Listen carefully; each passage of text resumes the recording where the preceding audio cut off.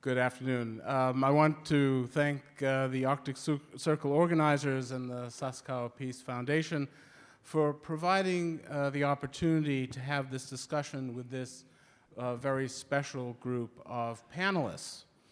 I'm the former lead for Polar Affairs at the U.S. Department of State, where I supervised U.S. representation in the Arctic Council and the senior Arctic official for many years. I also represented the U.S. in the negotiation of the original rules of procedure and other documents of the Arctic Council in the mid-90s. So I've had some experience not just with development of the Council over time, but with how the Arctic states have worked with non-Arctic states in the context of the Council. Now, it's probably true that the Arctic states focus primarily on relations among themselves and with the permanent participants in the context of the Council. But the future of the Arctic isn't just a matter for the Arctic states. Non-Arctic states have important interests there too, as this forum makes very clear. And Asian states in particular have been at the forefront of those with interests and contributions in the region. The non-Arctic states explain their interests in the Arctic in similar ways, with variations considering their strengths and histories. Some states have a long history of contact with the Arctic, including exploration. Although they do not have territory there, they have had long-standing interactions with the region.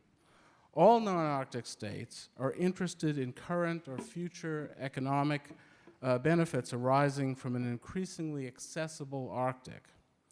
They and their scientists want to be part of the cutting-edge scientific research done in the region, especially as this relates to climate change, shipping, tourism, energy, and future fisheries are all important areas. These states may also want to influence regional environmental policies to increase levels of environmental protection or consider impacts of Arctic environmental change affecting their territories. Many non-Arctic nations also have foreign relations and security motivations, thus they want to monitor and understand developments in Arctic geopolitics. As you all know, the Ukraine conflict has had a major impact on the work of the Arctic Council, which is now not functioning normally. However, in the future, there is a general hope that the Council will return as the main diplomatic forum for the Arctic. For purposes of this panel, I hope we can assume that the work of the Arctic Council will continue eventually. And when it continues, the observer states in the Council will face familiar questions about how they can contribute to its work along now familiar paths and perhaps in new ways. I hope we can explore some of the past and future contributions today. So with respect to these members of the panel, I don't think individual introductions are really necessary. All of them are well-known members of the Arctic diplomatic community. These are the best people to speak to the question of how key Asian states relate to Arctic institutions. So I'm going to ask each of the panelists to make opening remarks, providing their national perspectives. Then I plan to pose some questions and have a discussion, and finally, we have a chance with the remaining time for questions from the audience. So I would like to begin with the host country representative, Ambassador Keizo Takewaka, the Ambassador of International Economic and Arctic Affairs of the Foreign Ministry here in Tokyo. Thank you. Okay. Thank you, Evan. In Japan, with many other states, in 2013, we joined in the Arctic Council as an observer, and it's been 10 years since that time, and probably this is a good timing to reaffirm the importance of the Arctic Council. And for Japan, throughout this decade, we've been able to learn a lot of expertise and knowledge through the participation in the activities of the Arctic Council. Just 2 points. In the year 2015, Japan formulated the first Arctic policy. And subsequently, in the year 2018, in the framework of the third basic plan on ocean policy, we incorporated the Arctic policy. And further work of the Arctic Council, since the year 2015, every year Japan participated in the working groups of the Arctic Council. However, in the year 2022, because it was put on pause, so Japan did not participate in the working groups of the Arctic Council. However, we are hoping that this year, after the transition of presidency to Norway, we can restart the participation in the working groups of the Arctic Council. Thank you. Thank you very much. And next to Ambassador Gao Feng, the Arctic representative from the Ministry of Foreign Affairs in Beijing. Yes, thanks to my ambassador on my right. He reminded me of the 10th anniversary of our observership. So today I think it's a special event that all the 5 Asian countries became observer on the same day. I don't know whether in this hall that anybody 10 years ago was in the hall when we were declared observer. I am one of them. You know, in Sweden, 10 years ago in the hall when the 10 foreign ministers declared that we received these countries as observers. So I feel very honored to mention this. We still miss one country is missing is Italy. So the 6 countries that day became observer. And I also received an idea that whether you need to organize a symposium, you know, something to mark this 10th anniversary. I fully agree with Ambassador on my right that actually becoming an observer to the Arctic Council means that we started to make contributions to the work under the Arctic Council. I'm happy to say that through the years, we have happy to see that our scientists have been working closely with the working groups and task forces under the Arctic Council. And in 2018, we also cooperate with the working one working group, CAF, CAFF, to organize the meeting in Hainan Island to look into biodiversity protection of the migratory birds flying through Asia, through China, through Korea, and Japan. Maybe also in India, I am not quite sure, because the different species using a very wide flyway through Asia to Australia. We were happy also to discuss the possibility to host other working group meetings in China, but unfortunately the pandemic came and then everything was in pause. In last year in Reykjavik, I called on our colleagues to work hard to resume, to find all the possibilities to let the Arctic Council to resume, to continue its work. Yesterday I mentioned this again. We would really like to see that the cooperation under the Arctic Council can really continue. And today I really like to say it again. And I know some work is now going on to make it happen.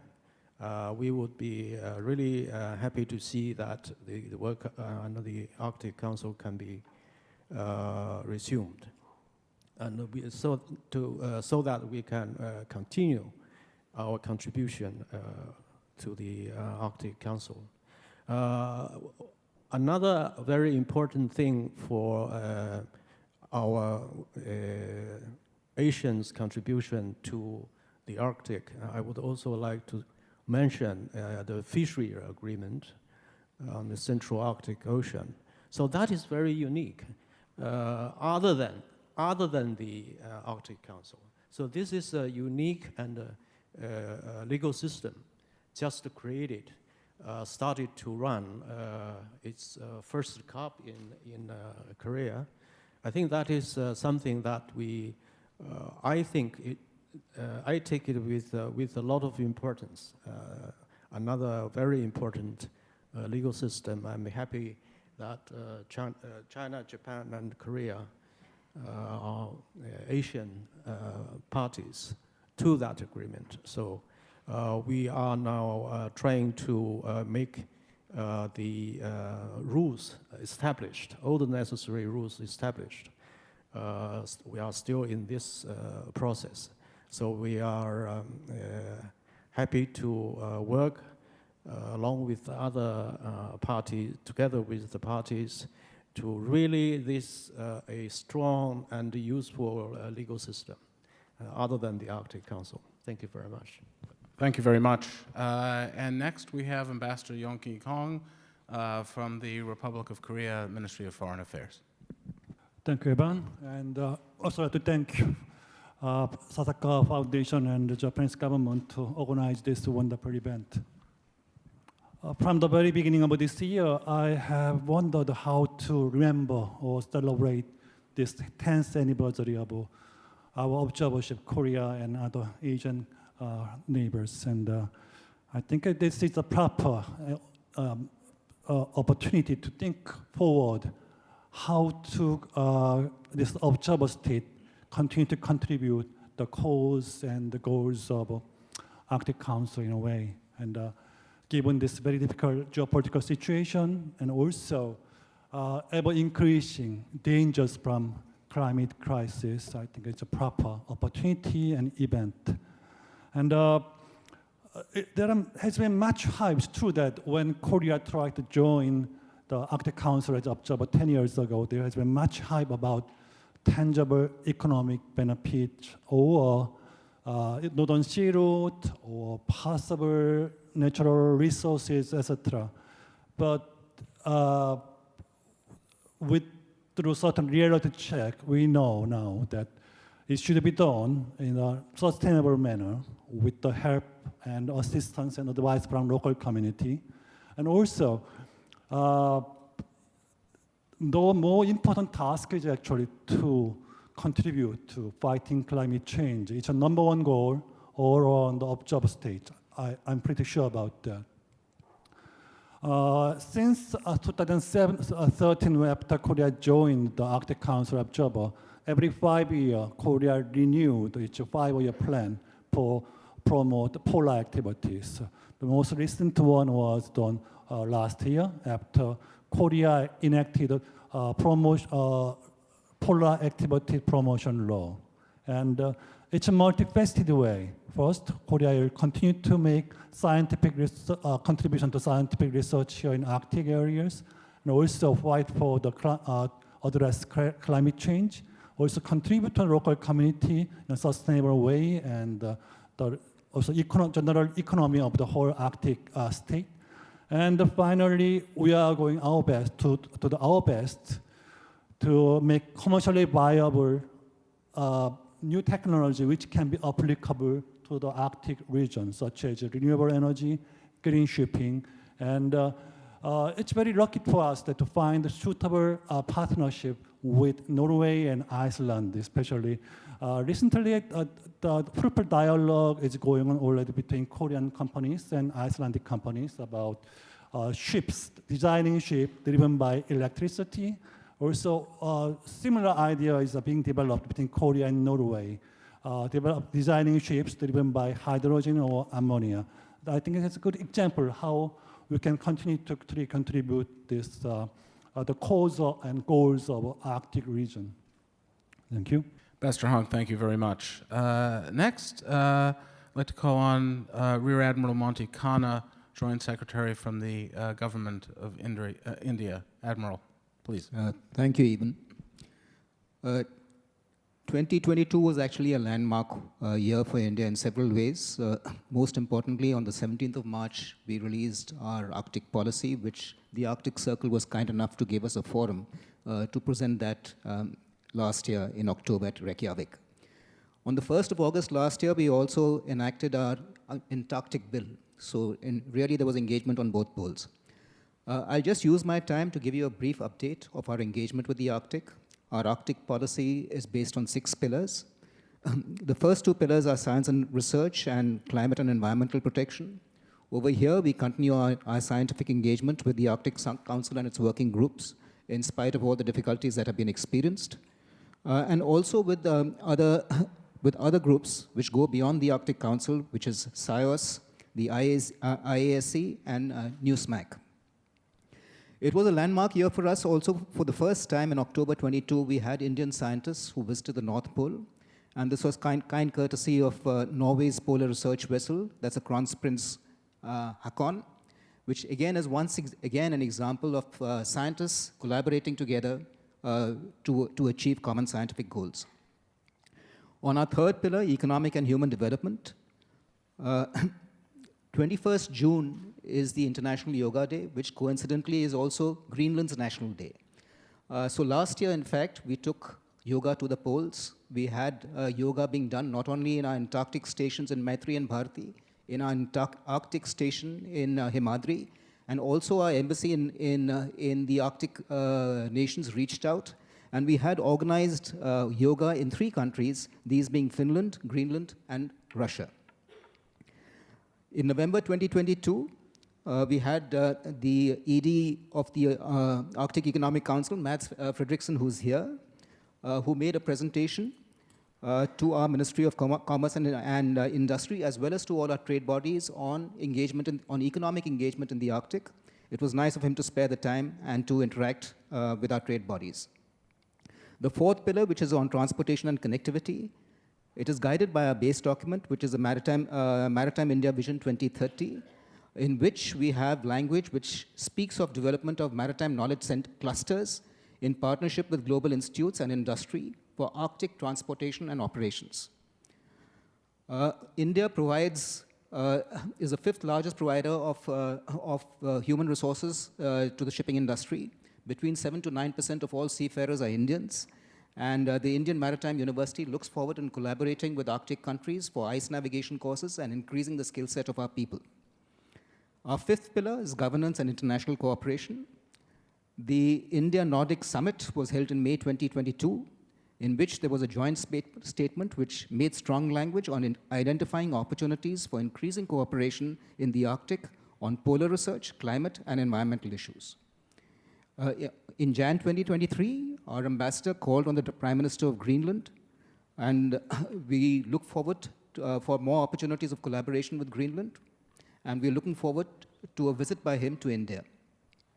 In fact, last week, we had the visit of Royal Highness, the Crown Prince Frederick and Crown Princess Mary of Denmark to India, in which India-Danish Green Strategic Partnership was strengthened, and we look forward to collaboration in the Arctic in the field of sustainability. Insofar as national capacity building, which is the final pillar, we had a national webinar, which was hosted by the University Grants Commission and had participation of U-Arctic for the first time, in which, again, it was seen as how we can collaborate in the field of science and education. In response to a competition, the University Grants Commission has received over 80 applications for projects in the Arctic, and we are in the process of down-selecting. We are also generating courses, university courses, for online Arctic courses, and which will be posted on our SWAYAM portal. We've had several seminars, and the next one that is coming up is the one that is hosted by SAGA, which is the Science and Geopolitics in the Himalayas, Arctic and Antarctic, which will be doing a seminar on the 27th and 28th of April on the future of Arctic ice and Indo-Pacific Connect. Going forward, we look forward to increased collaboration, cooperation in all avenues in the Arctic. Our strong points are our strong human resources. We have a very vibrant startup culture in the country. In 2021, we had 46 unicorns. In 2022, 21 unicorns. The third largest unicorns cumulatively the third largest unicorns in the country. The lowest prices of data.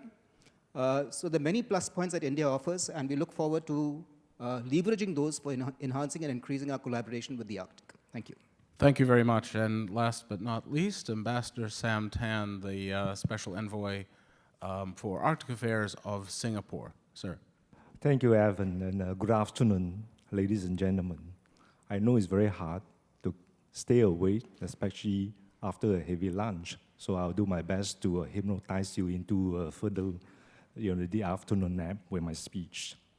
This is the first time Singapore is participating in an Arctic Forum in Japan, so I want to take a moment to commend my Icelandic and Japanese friends for bringing the Arctic discussions into Asia.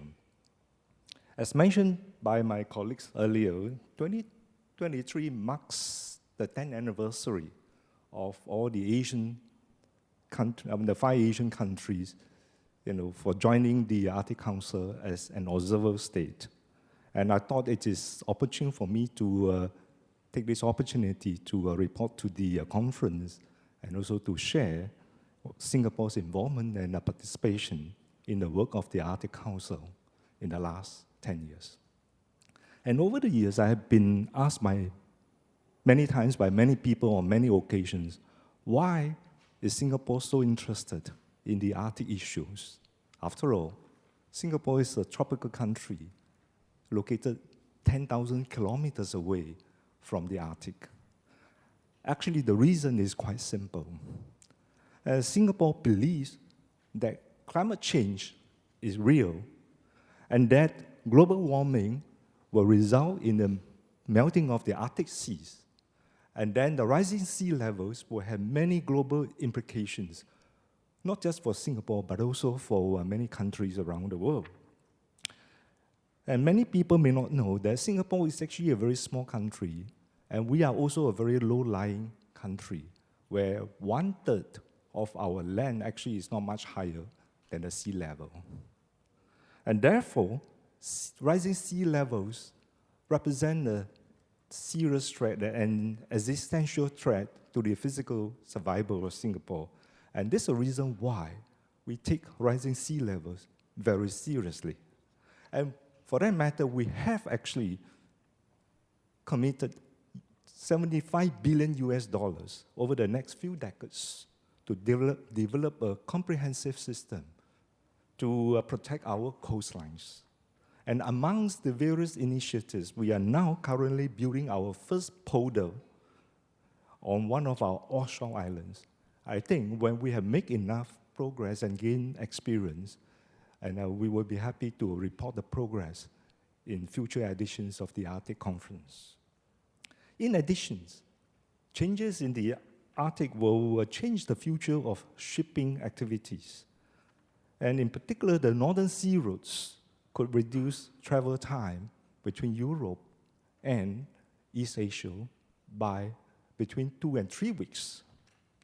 As the Arctic waterways open up, infrastructure will have to be further developed to ensure safe and efficient shipping in the region. And to this end, Singaporean companies are keen to work with our like-minded partners in the Arctic in the areas of new shipping, in the areas of shipbuilding, like building icebreakers and ice-class vessels, as well as port building and port management. For example, a Singapore company called Keppel Sing Marine, it has the capacity of building icebreakers. In fact, it is the first Asian shipyard to have built 2 icebreakers some years back. Another company, Singapore company, PSA International, is a leading port group which operates, connectivity with over 160 locations all over the world. And they have immense experience in port building and management, so that these companies actually have the capacities and the capabilities of making contribution to the further development of the infrastructure and other development facilities in the Arctic region. And over the past decade, Singapore has also worked very closely with many working groups under the Arctic Council. For example, our National Parks Board works with the conservation of Arctic flora and fauna, CAF working group, to track Arctic migratory birds, which stop in Singapore during the Arctic winter seasons. So my Chinese counterpart mentioned about the migratory bird. Actually, those birds, magnificent birds, fly as far as down south and stop over in Singapore. And our Maritime and Port Authority Singapore has also shared our experience in interagency coordination in dealing with oil spill problems, because Singapore is a busy waterway.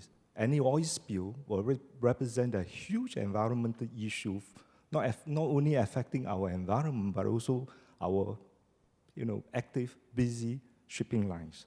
So we work with the Emergency Preparedness, Prevention and Response Working Group in working out solutions to deal with possible oil spill in the Arctic region. And in addition to all this, Singapore reaches out to the Arctic Council's permanent participants.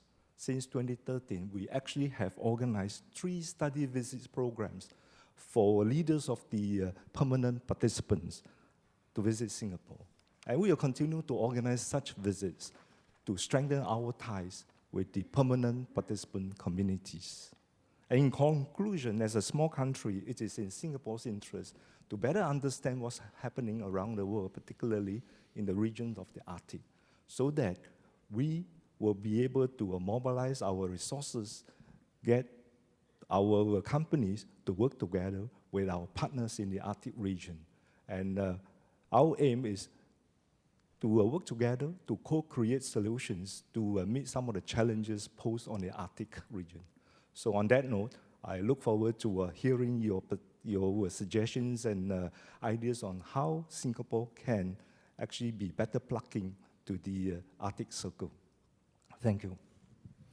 So thank you all for these tremendous opening remarks. I think it's clear that we're hearing from countries that have not only a deep interest and long-term interest in the Arctic, but also a real commitment to the Arctic Council. And we heard some very strong statements of interest in the Arctic Council getting back to work and the contributions that these countries can make.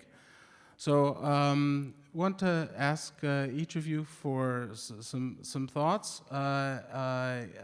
One question I have is how each of you as observer states can make new contributions to the work of the Council, and in particular its working groups, when the Council restarts its activities.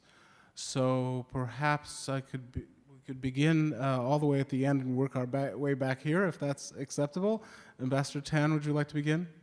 Thank you. Thank you very much. There has been a hiatus in the Arctic Council's activities. in the last 2 years, mainly because of the war in Ukraine and also partly because of the pandemic. So I think many of the Arctic activities, particularly those under the various working groups, have been suspended because of these two events. So I thought that the current priorities is actually to restart those more than 130 over activities and the programs under the various working groups to gather speed, to go back to the pre-pandemic level. That should be the priorities. But on the other hand, that doesn't stop us from thinking aloud about new initiatives and projects that can be incorporated into the Arctic activities under appropriate working groups. And for Singapore, actually, we are happy to offer 3 possibilities. One is food security. Because of the war, because of the pandemic, because of extreme patterns, so many supply chains for the food actually have been disrupted. So in Singapore, we've thought more than 90% of what we eat actually are imported from overseas. And so we are heavily reliant on food sources from overseas. But we thought that we cannot continue like this. It cannot be business as usual, because then we will be affected if something happens in future that disrupts all our food supplies chains. So in Singapore, we started this 30 by 30 goal project where we aim to produce 30% of the food locally by the year 2030. So we can share this, in future, conferences. And the second idea that we can, we are happy to share is on zero emission shipping. Singapore is part of an international group, and we are studying, and developing, test-baiting technologies and ideas that can reduce the shipping, the emissions from vessels and all that. Again, we can share in future iterations of the programs. And the last one is actually electrical microgrid projects, where we have one of our universities has developed a microgrid device where it can actually generate electricity, in remote communities. And we have actually been deploying these devices in remote areas in Southeast Asia region. And it is portable, it is affordable. Again, I think these 3 ideas are possible, aspects where Singapore is happy to share and contribute to the discussion of the Arctic agenda. Thank you so much. Admiral Khanna, thoughts on possible new Indian contributions in the context of the Council? Yeah, I would think there is a strong requirement to be absolutely prepared and to hit the ground running.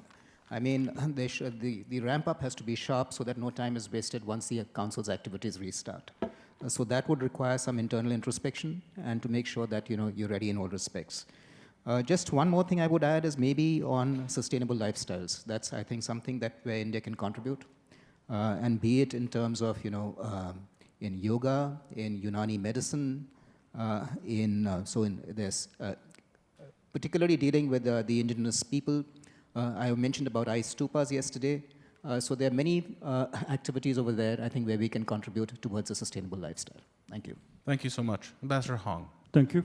Currently, Korea is working on for 5 working groups out of 6 working groups on the Arctic Council, and new breakthroughs could be made when Korea has launched its own satellite system. We call it KPS, and our Ministry of Ocean and Fisheries is planning to allocate 1 satellite to these polar researches. And another one is Korea is going to launch its second icebreak research ship by 2027. So far, we have running only 1 ship all through South Pole and North Pole, quite busy schedules. But when we are able to launch second ship, it means that we can allocate each ship to South Pole and North Pole. It means that we can contribute more pretty soon. And another area is that we are going to invest some more in certain projects which can which can be closely related to environment protection, such as nowadays microplastic particles are big problem. So we are working through other multidisciplinary and multilateral forums to fight back these problems.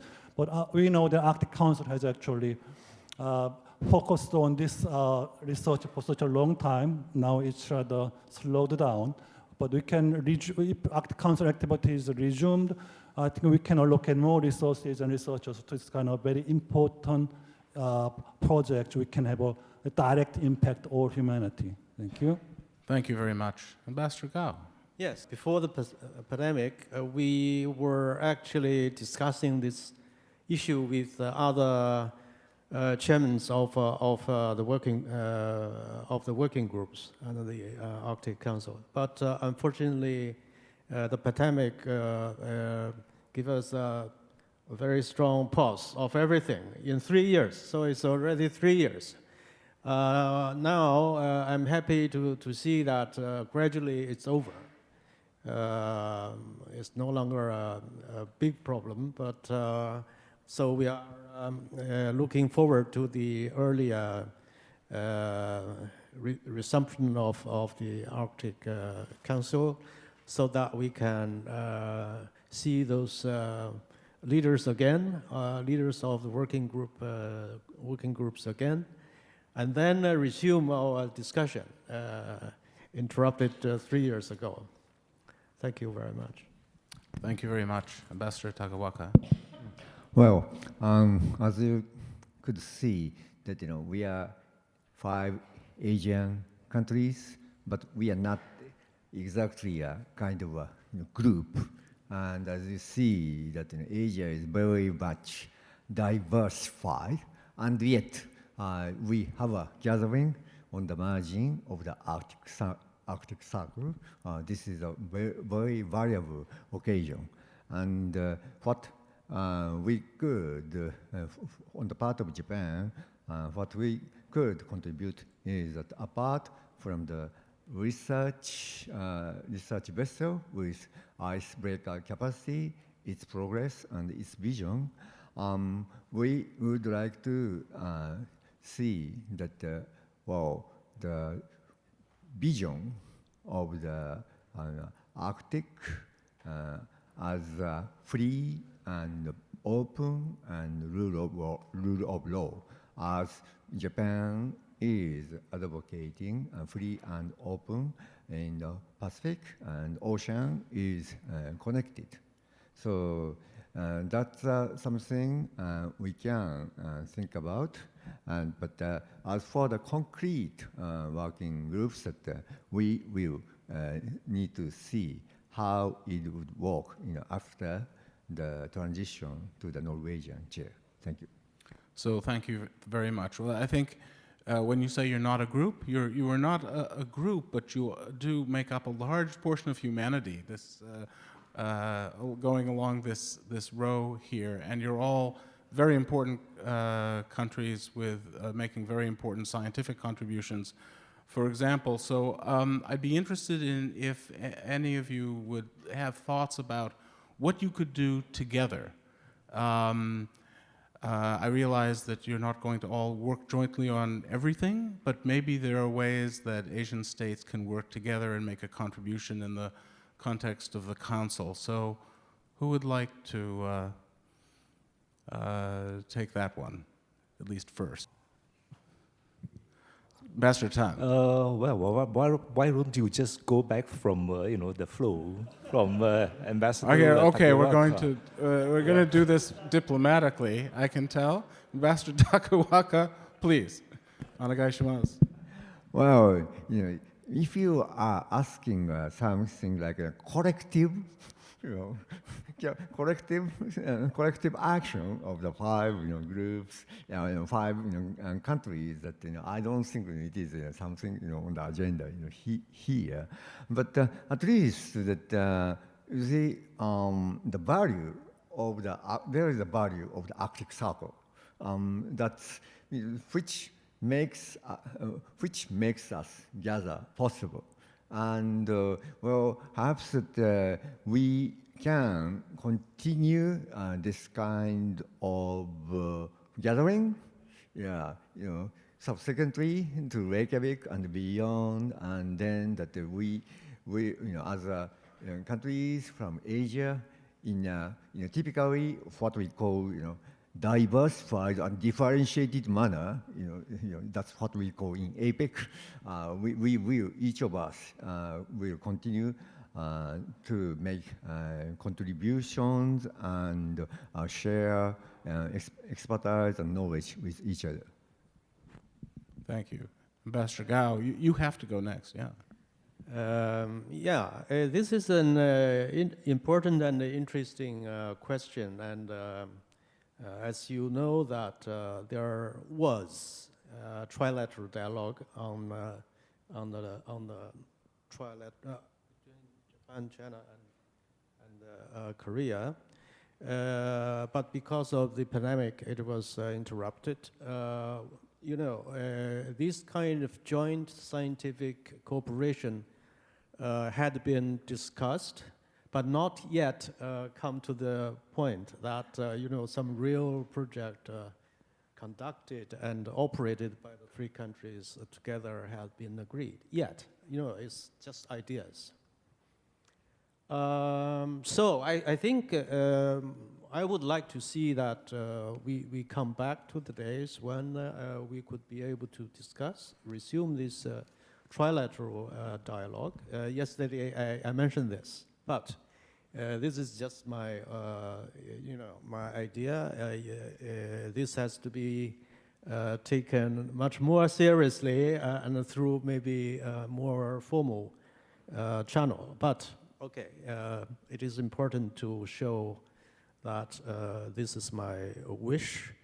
Another aspect I want to mention is the activities actually agreed. We have already agreed under the Central Arctic Ocean Fisheries Agreement.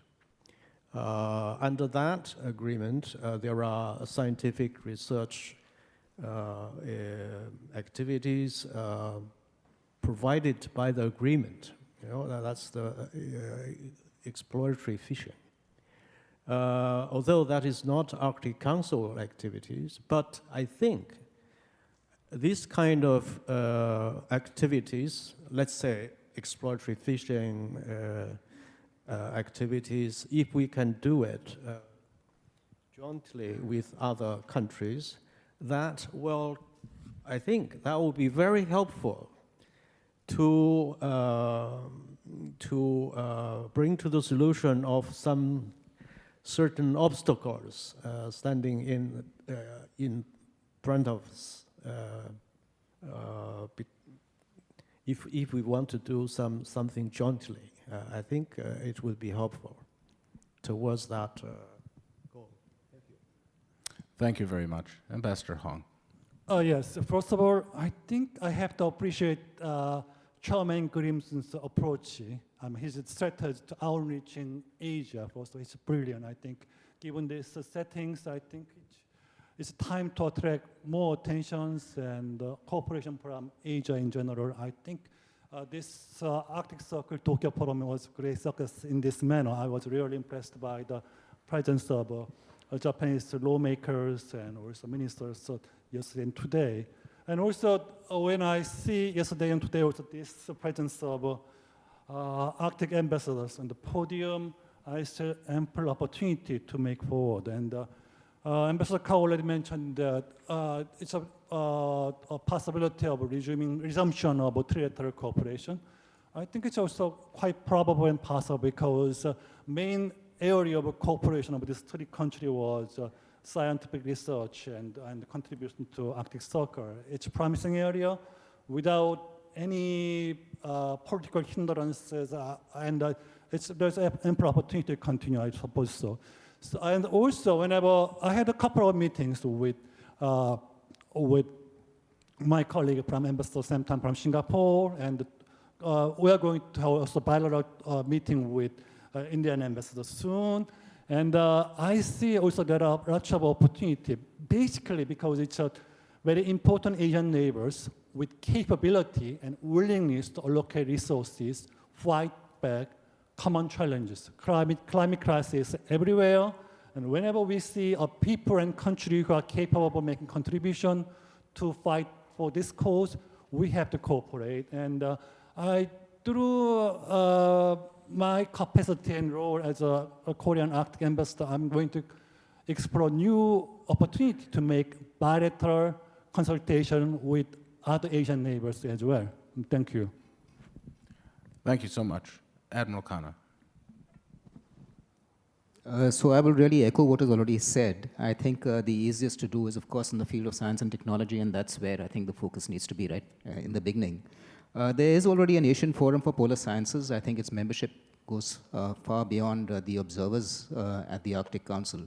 Organizations like that, which have a wider reach and a wider spread beyond us observers, can also be leveraged in this respect so that you have wider participation. Thank you. Ambassador Tan. Thank you. The visions of the Arctic Council actually is to be inclusive. That means that the Arctic Council members as well as the observer states are encouraged to work together, either bilaterally or in a multilateral fashions on common goods that can serve the interests of the Arctic Council and also the Arctic region.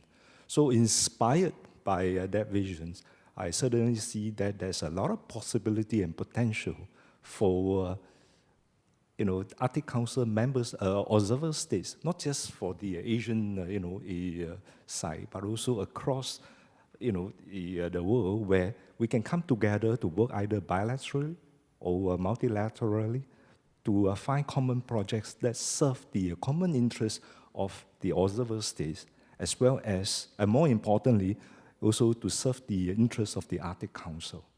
And on our own individually, we can do that much, but then collectively, I'm sure we can pool resources, expertise, and all that together, and we can certainly make greater contributions to the work of the Arctic Council. So certainly I thought this is one direction that we can take, and then we can begin with having discussions among the 5 Asian Arctic observer states to identify suitable projects that can we work together, so that in future Arctic events, then the 5 Asian observer states can actually collectively present some joint projects to augment and enhance the agenda of the Arctic Council. So certainly, I see a lot of possibility and the potential in working together than working in isolation. So thank you so much. So I know we want to have a bit of time for questions from the audience, but one more question up here. So all of these the governments here have strong relationships with the Arctic states, all 8 Arctic states, at least historically, and I guess I'm interested in whether there are steps that the Arctic states could take to promote greater contributions by observer states to the Council. I mean, when I was at the State Department, I led annual discussions on polar issues with Chinese counterparts, and that dialogue was even reflected in the white paper that was issued by the Chinese government. So what do you think about any advice for the Arctic states and in improving the relationship with the observers? Yes, I think communication is key. And conversation is also important. And in my memory, the Arctic Council has been engaging observer states over the years to have discussions on projects and all that. While so far, I think those steps or engagements undertaken by Arctic Council with the observer states are making good progress. But as we believe in Singapore, there's always more that can be done. So I thought that we can take this conversation further, not just at the events of the Arctic Council, but also at the respective countries, where the Arctic countries have representation in the form of embassies or missions. Like for example, in Singapore, we actually work very closely with many of the embassies from the Arctic countries. And we have actually worked with these embassies in organizing many activities and projects, to disseminate the information on the Arctic issues to the local audience as well as participants from the Southeast Asia region.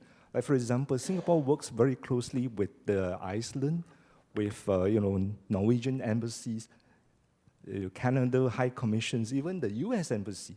We have over the years collaborated on many projects to spread the gospel of the Arctic to our young people, to encourage them to take an active interest in the Arctic agenda, so that on their own, they will do something to really reduce their personal carbon emissions, because ultimately, what is hotting up in the Southeast Asia will also affect, the coolness in the Arctic region. So I thought this is something that can be considered.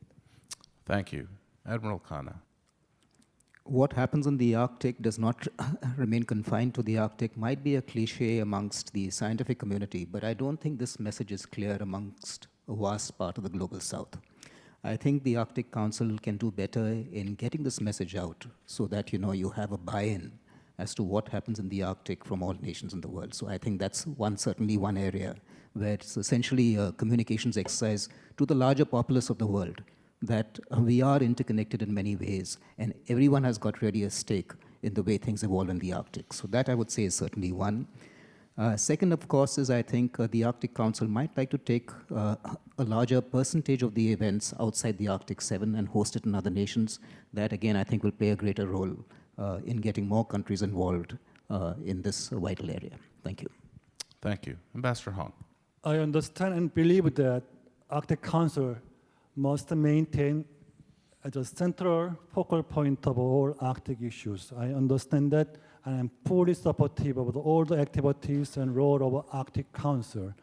And also it's true that Arctic Council and its member states have to increase its communicative efforts with observer states, because as our Indian colleagues ambassador told us, that the cliche is very true.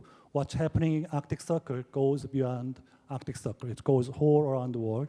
And here you observe state has readiness and capacity and willingness and resources to contribute the cause of Arctic Council as well. And I was lucky enough to have the many Nordic embassies in Seoul who are well aware of what's going on between at Arctic Council and between Korea and Nordic countries. And I very much appreciate the efforts of Norwegian embassy and Swedish embassy and Danish embassy and Finnish embassy in Seoul. I'm very much appreciative of the efforts of the Nordic countries' ambassadors in Seoul. And I also expect that after Norwegian government take over Arctic Council chairmanship, there will be more ample room to communicate and also develop a joint project between Arctic state and non-Arctic state. Thank you. Thank you. And for China, Ambassador Gao. Thank you.